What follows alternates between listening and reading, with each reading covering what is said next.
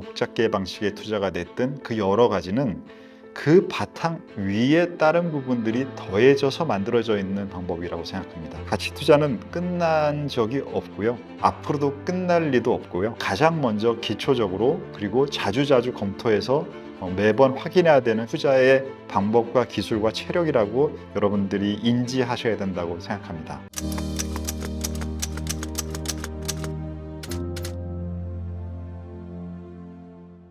안녕하십니까.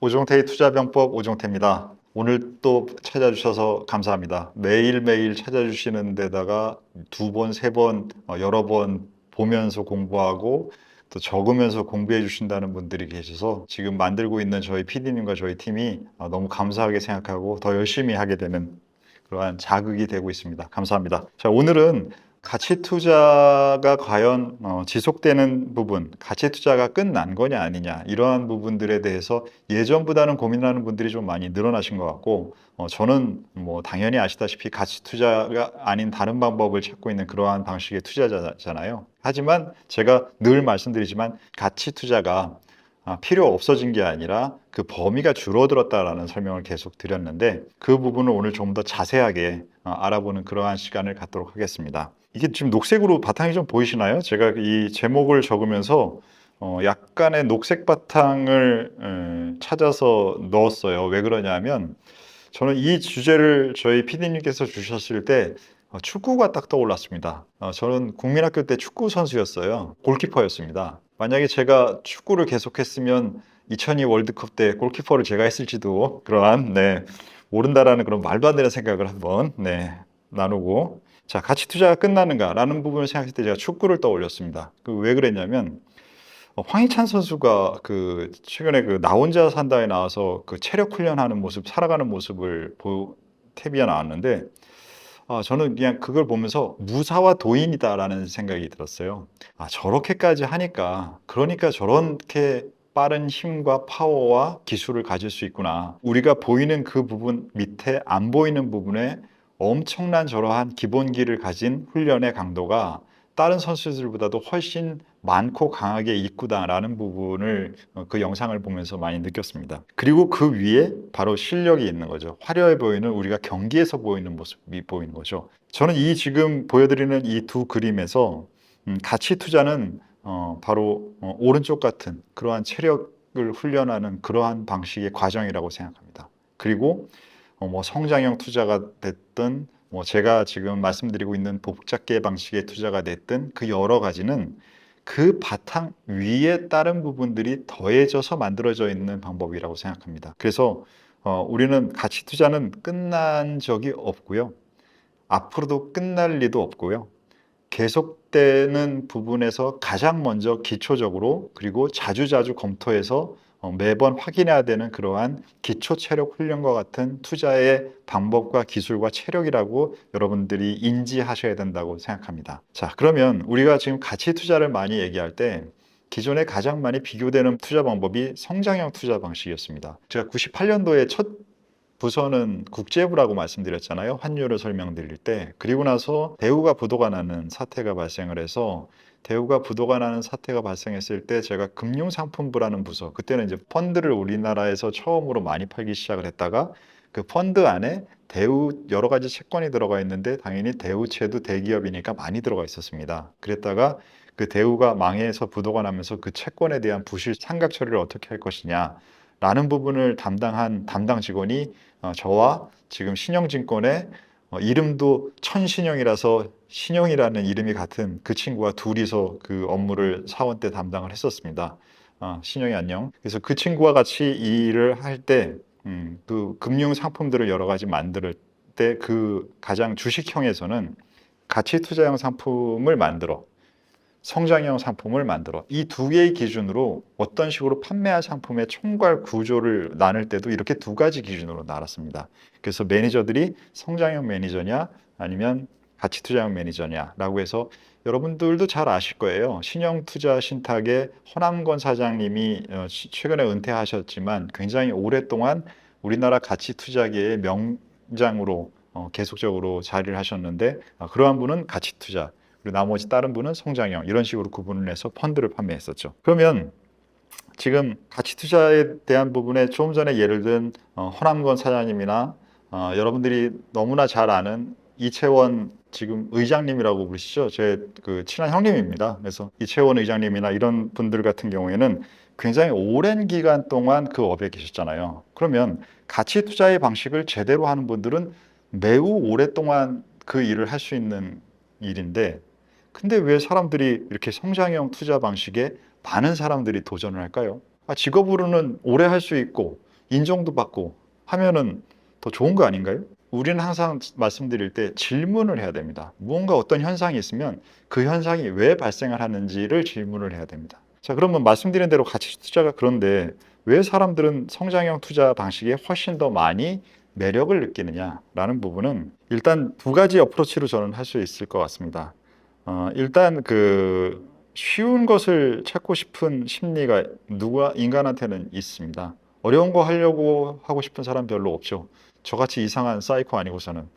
저는 뭐든지 제대로 안 하면 재미가 없어서 제대로 뭔가를 하려 보면 쉽게 할 수가 없더라고요. 그리고 저는 무언가가 쉬워 보인다라고 생각이 들면 내가 아직 그 일을 정확하게 이해를 못하고 있구나라는 그 현상을 알려주는 게 내가 무언가가 쉬워 보이는 그러한 그런 상태라고 저는 생각을 합니다. 자, 근데 과거에는 어떤 식으로 생각을 했냐면 이 차트의 왼쪽 편에서 보시는 것처럼 성장형 방식과 가치 투자 방식의 난이도가 비슷하다라고 생각을 한 거예요.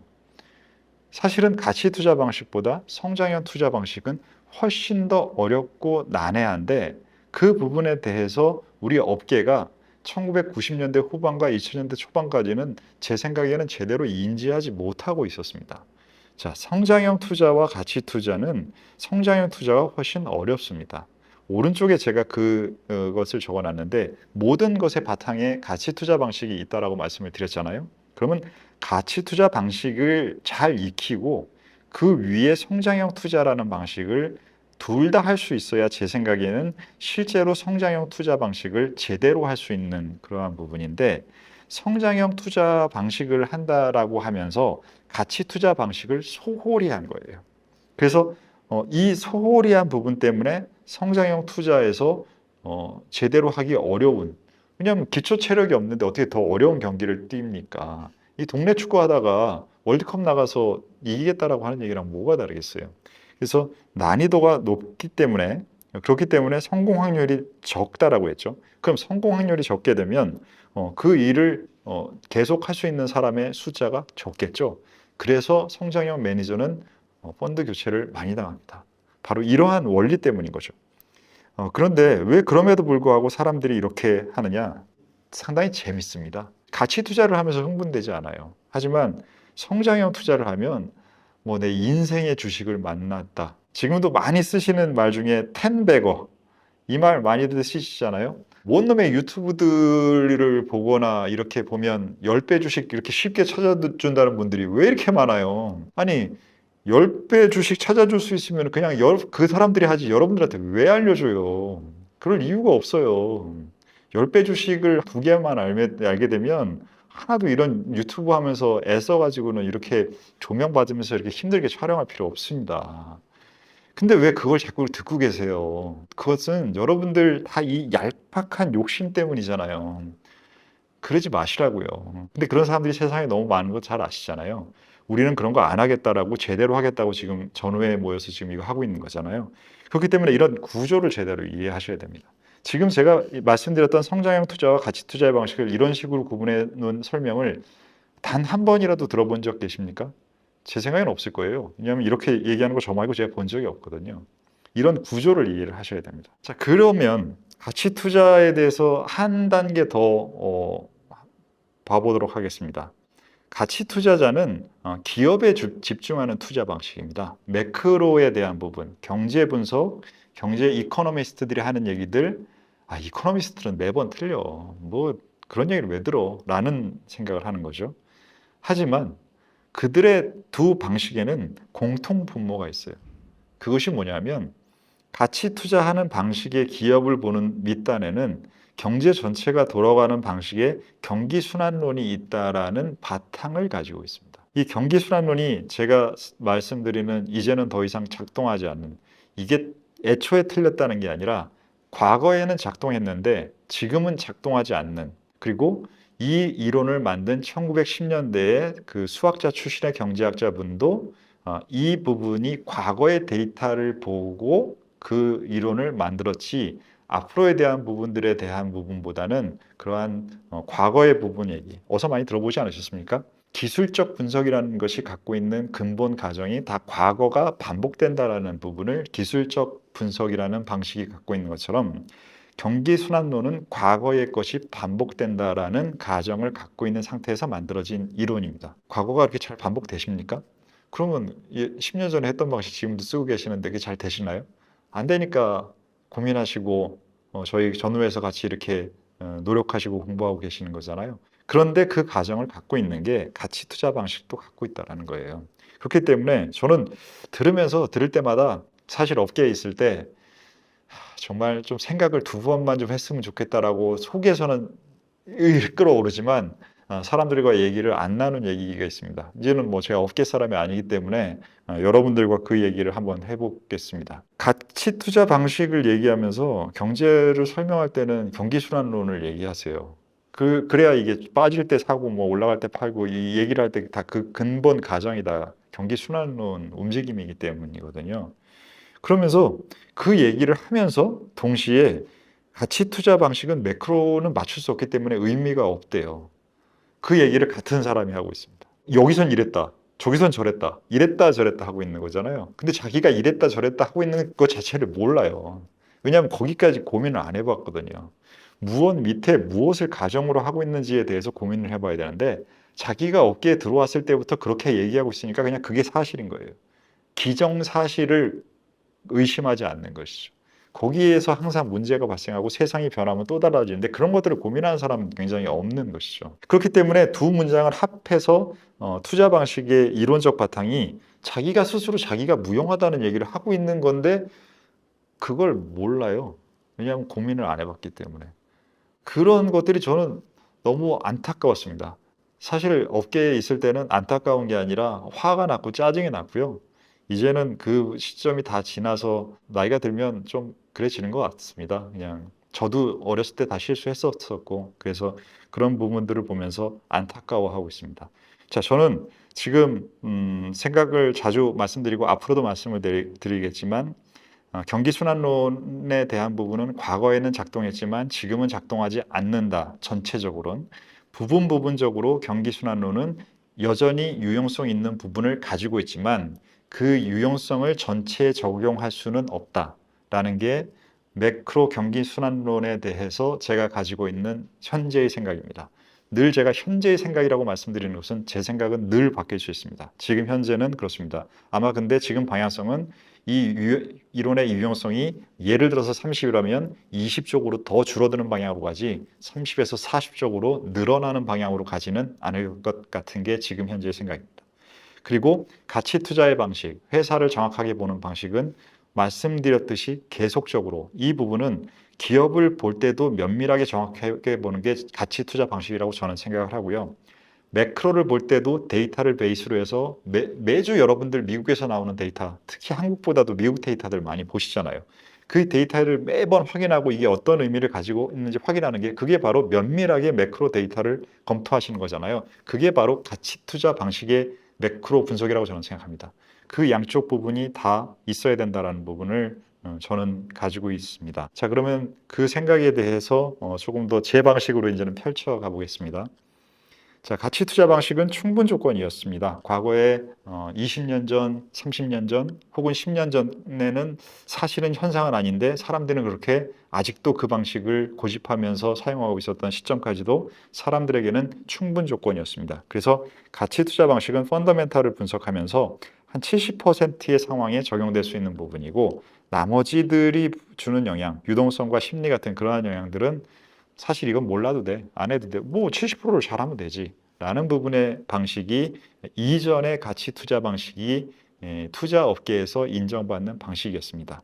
자, 지금은 제 생각은 지금, 그리고 많은 분들이 지금 시장을 보고 투자를 보고 경제를 해석하는 데 있어서 임계점, 임계치, 퀀텀 이런 부분들에 대한 복잡게 이런 것들을 계속 적용하고 계시는 부분들을 여러 채널이나 여러 자료들이나 책들을 통해서 여러분들 보고 계실 겁니다. 그 부분이 투자 방식에 많이 들어오고 있습니다. 자, 그래서 지금 저는 이 부분을 30%라고 생각합니다. 그렇기 때문에 필수적으로 필요한 조건입니다. 이 부분 외에 나머지 부분들이 굉장히 많은 것이지 가치 투자 방식도 못하면서 그 다음 성장형 방식, 제가 하고 있는 방식 절대로 할 수 없습니다. 이 부분들에 대한 것을 가장 바닥으로 생각해야 됩니다. 요즘 뭐 세상이 발전했는데 발전된 방식을 계속 잘 활용을 해야죠. 챗 GPT에게 물어봤습니다. 가치 투자 방식이 뭐니? 라고 물어봤습니다. 가치 투자 방식은 주식시장에서 주식이나 자산이 그 내재 가치보다 저평가되어 있을 때 매수하고 시간이 지나서 올바르게 평가받을 때 그거를 파는 전략이라고 설명을 해주네요. 그리고 특징은 내재 가치 분석, 말씀드린 대로 면밀하게 내재 가치를 분석을 해야죠. 그리고 저평가된 주식을 매수해서 장기 투자하는 방식을 활용하고, 그리고 그렇게 살 때는 안전 마진을 잘 고려해서 사고 하는 방식으로 가치 투자 방식들을 잘 설명해 주고, 추가적으로 굉장히 제가 마음에 들었는데, 저는 세상의 모든 게 장점과 단점을 다 가지고 있다라고 생각하는데 가치 투자의 장점과 단점을 바로 이어서 보여주더라고요. 그래서 장점은 우리가 익숙한 부분들이니까 설명해서 넘어가겠습니다. 단점은 저평가된 이유가 잘못된 기업이나 경영, 산업의 구조적 문제가 있으므로 철저한 분석이 필요합니다. 장기 투자하는 경우가 많아 자본이 장기간 묶일 수 있습니까? 그렇기 때문에 돈 빌려서 투자하시면 안 됩니다. 가치 투자 방식을 쓰실 땐 시장이 주식의 가치를 빠르게 반영하지 않을 수 있어서 그로 인해 장기간 수익이 나지 않을 수 있습니다. 엄청 지겨운 거를 버텨낼 수 있는 엉덩이로 투자한다는 얘기를 그래서 이런 데 하는 거죠. 그래서 이러한 단점들을 갖고 있지만 단점보다 장점이 더 많기 때문에 우리가 가치 투자라는 방식을 의미를 있게 생각하는 거죠. 그리고 그 밑에 보면 대표적인 가치 투자자로 워런 버핏 회장님을 들었는데 하나도 이상하게 안 들리시죠? 워런 버핏 회장님이 가치 투자의 대표자이다 라고 했는데, 제가 한 1, 2년 정도 전에 본 기사에서 워런 버핏 회장님께서 나를 가치 투자자라고 부르지 말라라고 인터뷰를 하셨던 걸 제가 제 눈으로 직접 봤거든요. 그래서 다시 한번 물어봤습니다. 워런 버핏 선생님이 자신을 가치 투자라고 부르지 말라고 했는데 그거는 무엇이니라고 질문을 했더니 챗 GPT가 이렇게 대답을 했습니다.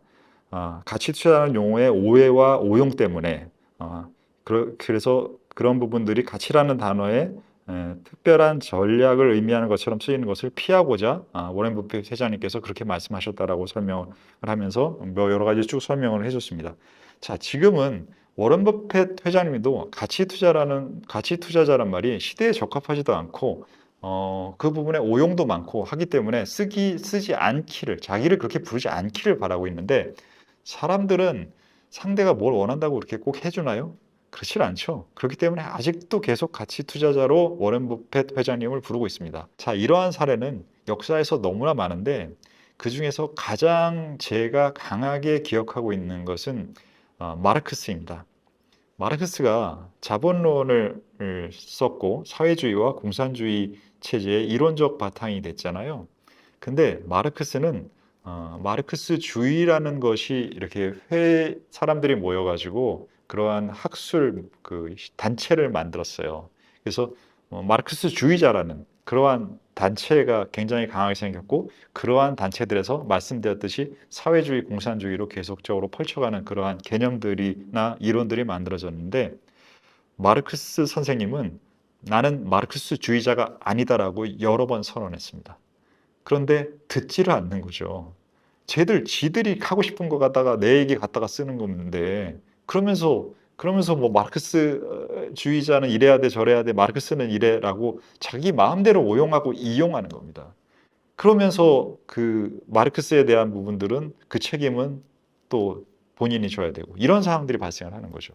워렌 버핏 회장님께서 저는 나를 이제 가치 투자자로 부르지 말라고 그렇게 말씀하시는 건 똑같다고 생각해요. 그렇기 때문에 저는 정말 나이가 들어가면서도 계속 변화에 노출되어 있는 이러한 분들에 대한 존경심이 정말 큽니다. 그 중에 한 분이 당연히 워런 버핏 선생님이고요. 음악적으로는 말씀드린 적이 있는데 조용필 선생님을 존경합니다. 지금 최근에 나오는 음악들도 너무나 세련된 음악을 하고 계시기 때문에 정말로 존경스럽습니다. 자, 그런 분들이 소수의 사람들이 항상 있는 분들이 세상에 저는 진정한 어른이라고 생각합니다. 얘기가 나온 김에 버크셔 해서웨이의 그 포트폴리오를 한번 보시죠. 6월 30일자로 신고된 최근 신고 기준입니다. 이 신고가 되기 전에 우리는 워런 버핏 회장님께서 애플 주식을 지금 보시는 30%가 아니라 전체 포트의 50% 넘게 가지고 있었다는 것을 알고 있었고, 그 이후에 우리 영상에서도 다뤘지만 애플 주식을 절반으로 낮추셨다라는 부분에 대한 부분도 사람들이 이제 다 알고 있습니다. 이게 전통적인 가치 투자자가 아니잖아요. 그 새로운 기술, 새로운 부분의 중요성, 이 부분을 다 생각을 해서 섹터 편입 비중도 보면 기술 하드웨어 부분이 30%가 넘는 가장 높은 부분을 차지하고 있잖아요. 이런데도 계속 그냥 옛날 용어를 붙이고 부르고 그 용어대로 사람들은 그냥 판단해버리고 새로 잘 모르는 사람은 그런가 보다 하고 하는 부분들이 세상이 흘러가는 방식입니다. 세상이 흘러가는 방식이 아닌 자기만의 생각과 명확한 판단이 있어야 그래야 투자를 제대로 할 수 있습니다.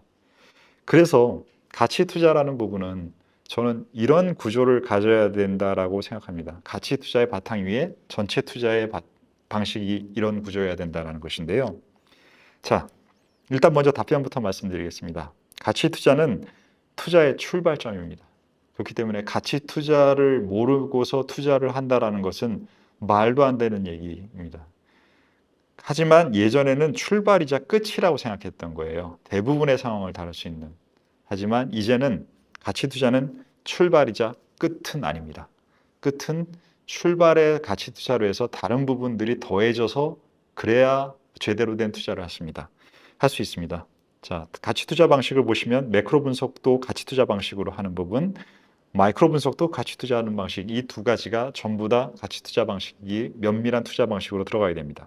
그리고 성장형 투자를 하는 부분, 우리가 그렇기 때문에 여러분들이 엔비디아 주식을 살 수 있는 것이고 하이닉스나 한미반도체도 사실 수 있는 것이겠죠. 자, 그리고 나서 이종 자산 간의 상관성 분석은 제가 환율 관련된 에피소드에서 설명을 드릴 때 잘 사례를 들어서 설명을 드렸습니다. 그 클립을 참고로 하시고 혹시 못 보신 분이 계시면 혹시 다시 보셔도 저는 도움이 되실 수 있을 것 같습니다. 그리고 그 위에 정치, 경제 등 외적인 변수와 영향들을 집어넣고 위로 올라갈수록 난이도는 더 높아집니다. 그리고 제일 끝단에서는 그 외의 모든 것들, 여러분들이 인간에 대해서 이해하는 부분, 과학에 대해서는 당연한 거죠. 성장형 투자의 또 가장 핵심적인 부분, 문화, 종교, 철학, 예술, 음악, 모든 것에서 얻은 지식과 이해를 투자에 접목하고 집어넣을 수 있습니다. 이 부분들이 나중에는 다 전체적으로 총괄돼서 합쳐져서 그 부분이 여러분의 투자하는 방식과 성과를 결정하는 부분이 되는 것이죠. 자, 그래서 저는 무엇인가를 제대로 하는 사람은 그 제대로 하는 분이 우리가 아침에 출근을 할 때 너무나 감사하게 청소를 해주시는 분들이나 우리가 식당에 가서 음식을 해주시는 분들이나 설거지를 해주시는 분들이나 저 같은 일을 하는 분들이나 사람들이나 아니면 정치를 하는 사람들이나 과학자나 저는 끝단에 가서는 최선을 다해서 진심을 가지고 다 하는 분들은 어차피 다 저는 레벨이 다 동일하다고 생각합니다. 그 결국의 끝에 가서는 다 혼신의 힘을 다 넣었다라는 부분에 공통점이 있기 때문에 저는 무엇을 하는지가 아니라 그 일을 제대로 하는지가 더 중요하다고 생각하는 사람인데요. 그래서 어떠한 방식이든 정점의 이해에 가까이 도달하다면 그 혼신을 다 다했다라는 부분을 서로 간에 느끼기 때문에 안다고 생각합니다.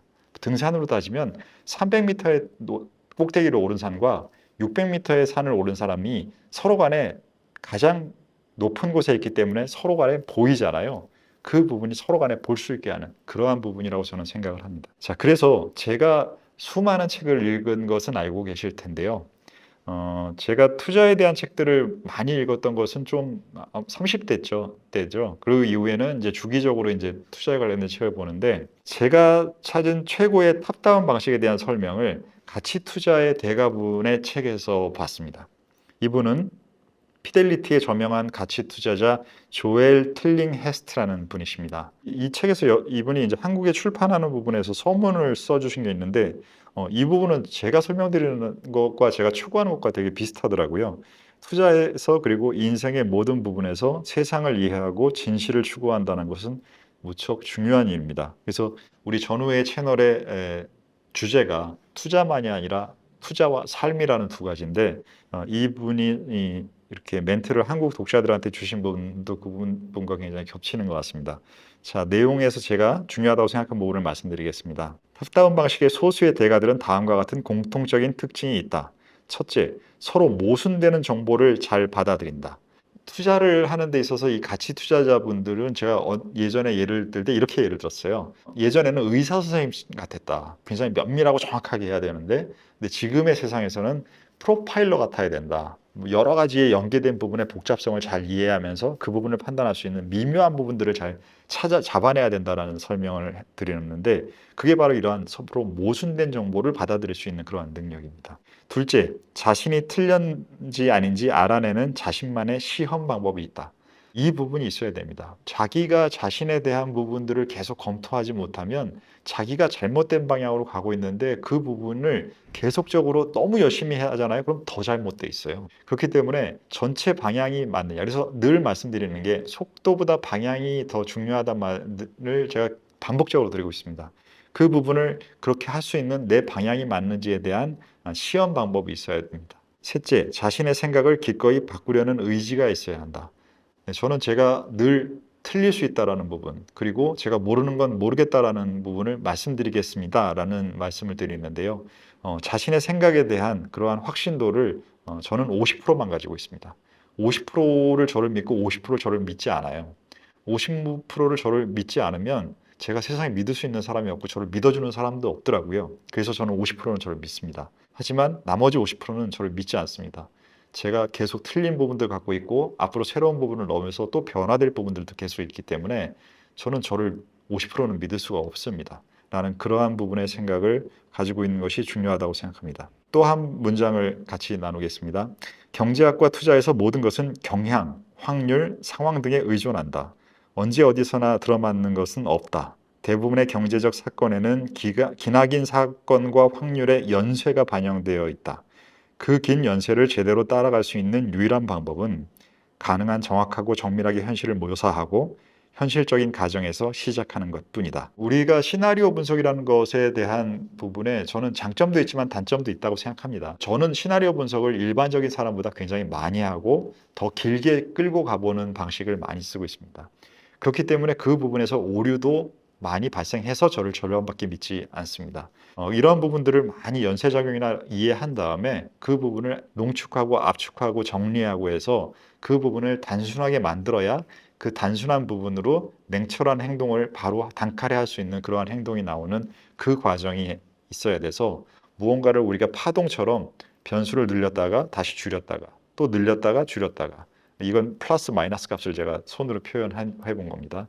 그러한 부분들의 확장과 압축, 이 두 가지의 반복, 이 부분을 계속 해야 되는 것이고, 그래서 저는 우리의 삶이 모래성을 쌓았다가 다시 파도가 에서 줄어들면 다시 쌓고, 이 부분의 연속을 하다가 사라지는 게 우리 삶의 모습이라고 생각을 하는데, 그러한 부분과 엇물려 있는 그러한 설명으로 저는 읽었습니다.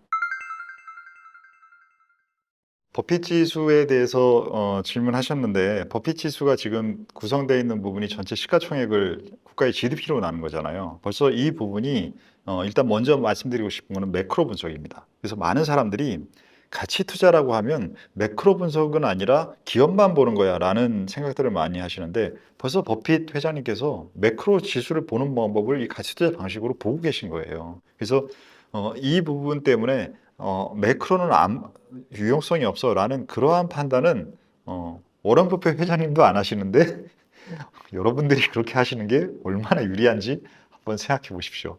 저는 정말 이런 얘기를 굳이 설명해야 된다는 것 자체가 좀 어이가 없어요. 환경을 안 보고 그 대상만 본다.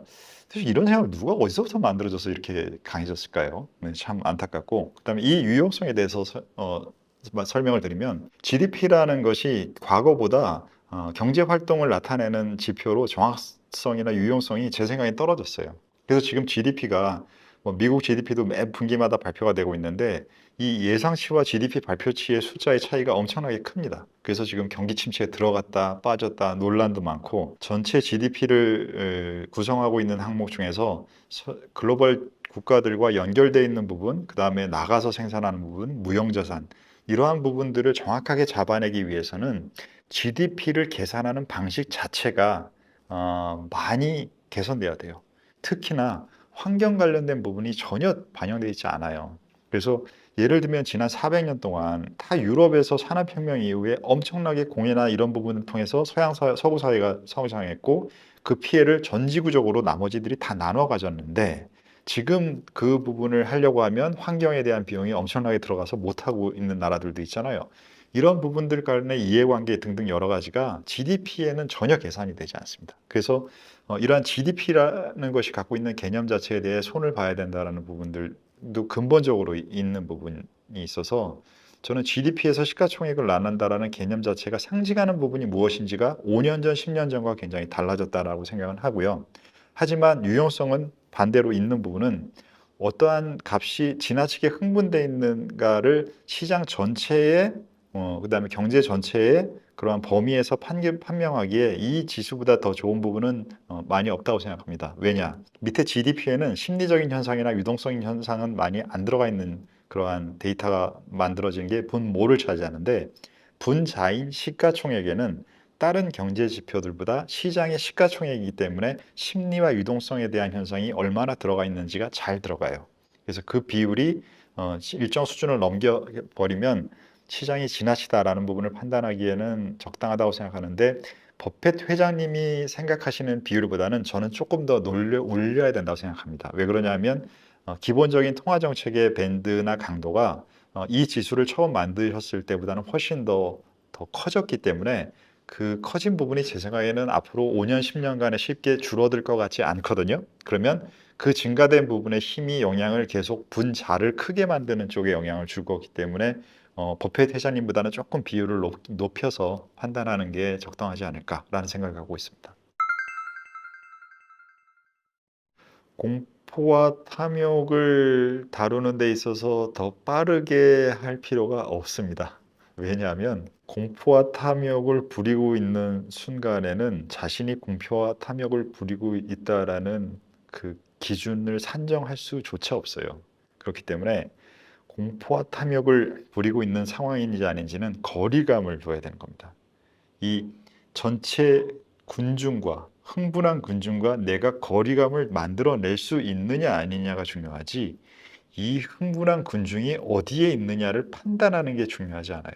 그건 당연히 두 번째로 중요해서 그것까지 할 수 있으면 정말 좋겠지만 인간이 그거를 맞추기에는 굉장히 어렵고요. 그렇기 때문에 내가 얼마나의 거리감을 줄 것이냐 라는 것이 가장 중요합니다. 그래서 예를 들면 지금 현재 AI는 어떤 상황인지 우리가 판단하기 어렵기 때문에 한국 시장에서 최근에 겪었던 2차 전지의 주가 움직임을 생각해 보시면 그 움직임이 나타나고 있을 때 마지막 구간이 거의 90도 각도로 섰어요. 그때 90도 각도로 섰을 때 그때 팔기는커녕 그때 산단 말이에요. 많은 사람들이. 그것만 안 해도 돼요. 그거 하는 것 자체가 군중과 한 몸이 되게 계시는 거예요. 한 몸. 그럴 때 한 몸 되지 마시고 그 거리감을 내가 어떻게 다루냐라는 부분이기 때문이 더 중요하기 때문에 군중의 상태에 대한 부분은 나중에 다루시고요. 저도 그 부분을 같이 얘기 나누시고 거리감을 어떻게 두느냐 이 방식으로 한번 생각해 보십시오. 우리 오늘 가치 투자에 대한 부분을 다뤘는데요. 설명드린 대로 가치 투자는 모든 투자 바탕의 베이스입니다. 제가 건물로 예를 들면 1층이에요. 1층 위에 2층을 올리고 3층을 올리는 겁니다. 1층이 없는 상태에서 2층, 3층 올릴 수 있는 집은 잠깐 만들 수 있을지 모르겠네요. 바로 무너집니다. 그래서 우리가 지속적인 부분에 투자를 하기 위해서는 가치 투자라는 부분들을 1층에 잘 쌓기를 바라고 그 1층이 지금은 고층 건물 만드는 시대지 지금 한옥 민속촌 만드는 시대 아닙니다. 그렇기 때문에 1층 위에다가 우리가 2층과 3층을 잘 쌓아서 사람들의 세상의 투자 시장의 눈높이와 같은 눈높이까지 올라갈 수 있는 그러한 투자 실력과 방식을 만드는 것이 우리 전우회를 통해서 잘 만들어지기를 그리고 그 방식에 있어서 제 방식이 여러분께 참고와 도움이 되기를 진심으로 바라고 있습니다. 자, 오늘의 전략회의는 여기서 마치도록 하겠습니다. 건강하십시오. 감사합니다.